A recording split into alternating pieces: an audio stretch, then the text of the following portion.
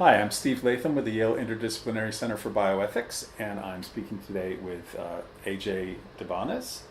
Uh, AJ, tell us a little bit about your educational background. Sure. Most recently, I graduated with a degree in ethics from Yale Divinity School, which is my connection to the Bioethics Institute. I came here as a student the summer after I graduated from Yale. Prior to that, I had done a degree in historical theology at Villanova University, primarily Catholic University, and before that, a degree in philosophy from Eastern University, both outside of Philadelphia. Mhm. And you are a teacher. Yes, I teach at a high school, Regis High School in Manhattan. It's a all Catholic, tuition-free Jesuit, all boys day school. And what do you teach there? I teach courses in religion, so I'm a member of the theology department, and I have a sophomore scripture course, which is kind of a combination of Hebrew Bible and New Testament, a junior philosophy and ethics survey, which is kind of great works in moral philosophy as well as contemporary moral issues, and then senior electives in religion, and they're kind of all over the place. All right.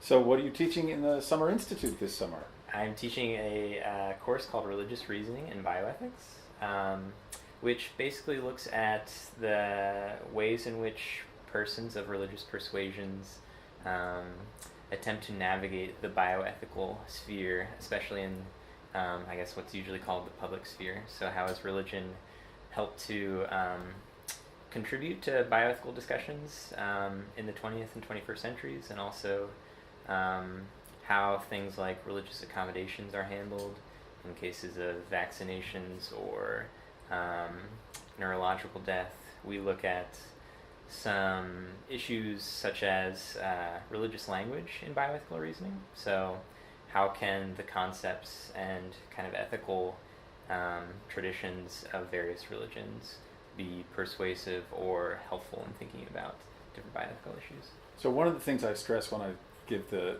sort of historical introduction to bioethics that we do in the Foundations Week is that the whole first generation of American bioethicists were people like Ramsey or Fletcher or Pellegrino. They were primarily from moral theology backgrounds, partly because philosophy departments in the 60s and 70s didn't really think there was much going on in ethics. They had given up on it substantively, thought that ethics language actually literally had no meaning. Whereas in the divinity schools and in the religious studies departments, people had students who were going off to become chaplains and actually facing issues about assisted reproduction or abortion or end-of-life care, and they needed answers to their questions. So the whole first generation of American bioethics, most of the prominent writers come from moral theology backgrounds. And as the field has sort of grown up and gone to live in the medical schools, people with those backgrounds have a little bit less of a role.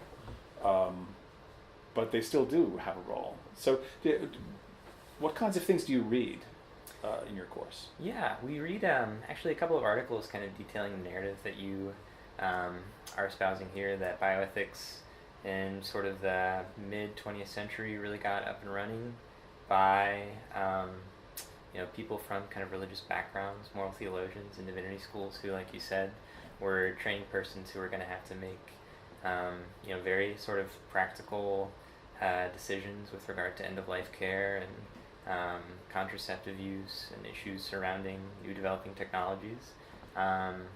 So we do talk a little bit about the history of how bioethics has kind of gone from this project in which you had a lot of religious voices to now, I think, a shift towards trying to come up with a common kind of moral language and a common morality to talk about various issues that doesn't necessarily preclude persons of a secular or non-religious background from entering into the conversation and from being able to argue about these issues in a public sphere, especially in very diverse pluralistic societies.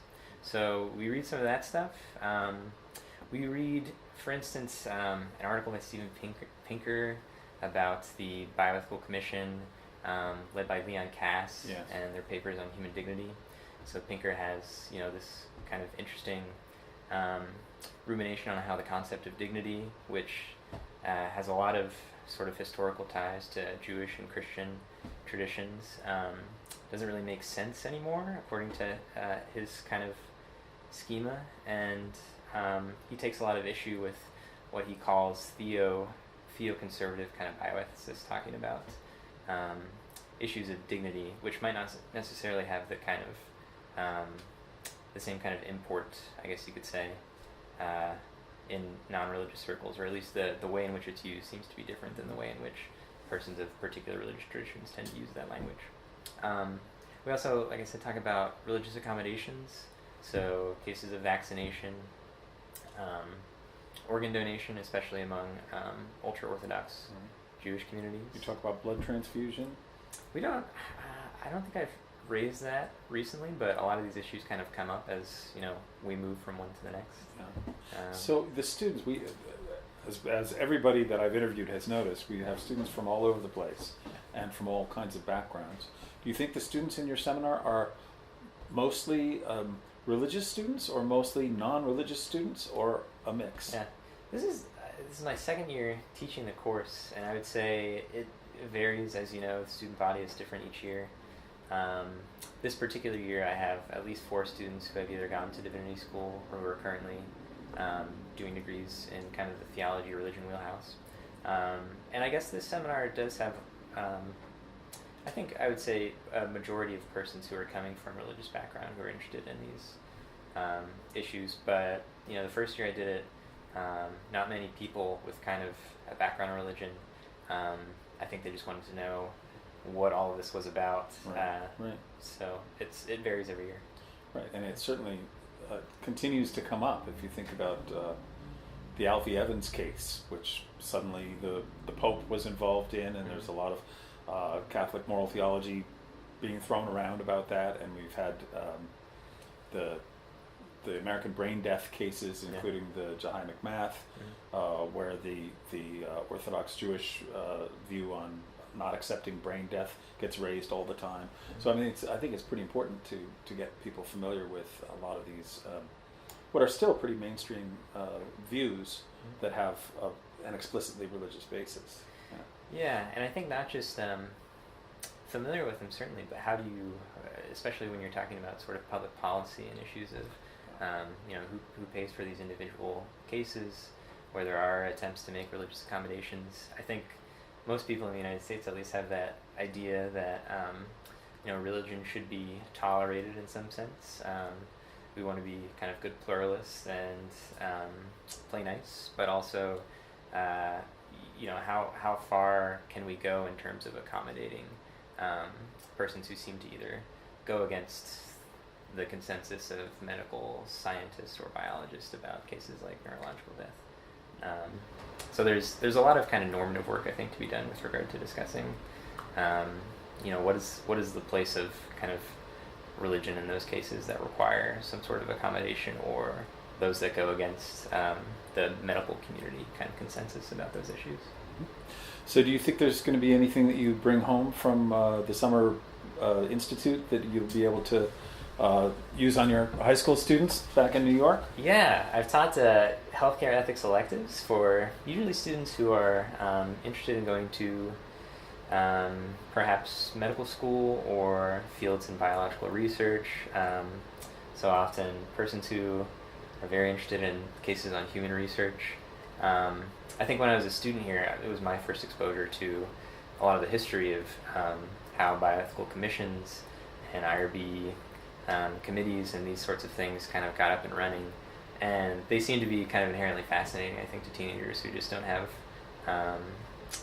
much of a background in those issues, or have not had to encounter them on a first-person basis. Mm-hmm. So I hope to in the future be able to reteach some of those bioethics electives. Excellent. Yeah. Well, thank you very much, and thanks for teaching in the summer program a couple of times, and you're hoping to return, I hope? I hope so. Yeah. Excellent. All right. Thanks. Thanks a lot, Steve.